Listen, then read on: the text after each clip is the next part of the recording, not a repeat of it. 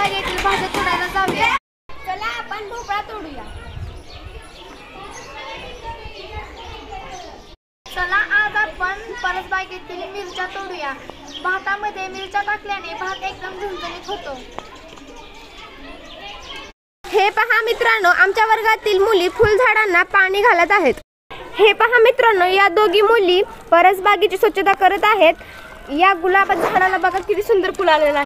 अशा पद्धतीने आम्ही टोमॅटो तोडतो. टोमॅटोमधून व्हिटॅमिन भेटते. हा आमच्या परसबागेतील शेवग्याचे झाड, तर त्याला आता पाणी द्यायला चालू आहे. हा परसबागेतील वांगी तोडायला चालू आहेत. आता आपण परसबागेतील लाल वांगी, मिरच्या आणि भोपळा धुवायला जाऊया. चला आपण भाज्या धुवून घेऊया.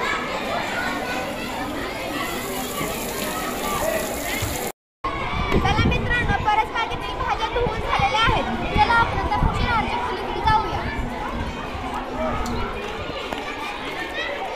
आता आम्ही परसबागेची भाज्या धुवून पोषणाहाराच्या खोलीकडे आलो आहोत. आता आपण परसबागेतील भोपळा कापून घेऊया. हे पहा आमच्या वर्गातील मुली परसबागेतील भाज्या चिरत आहेत. आपण जर या भाज्या भातामध्ये टाकल्या तर आपल्याला शरीरासाठी खूप सारे प्रोटीन भेटतात. या पोषण आहाराच्या भाज्या चिरून झालेल्या आहेत. चला आता आपण भोपळा टाकून घेऊया. पोषण आहारामध्ये टोमॅटो टाकूया,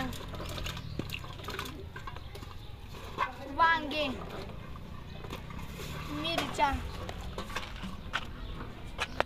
चला तर मित्रांनो, आता सर्व भाज्या टाकून झालेल्या आहेत.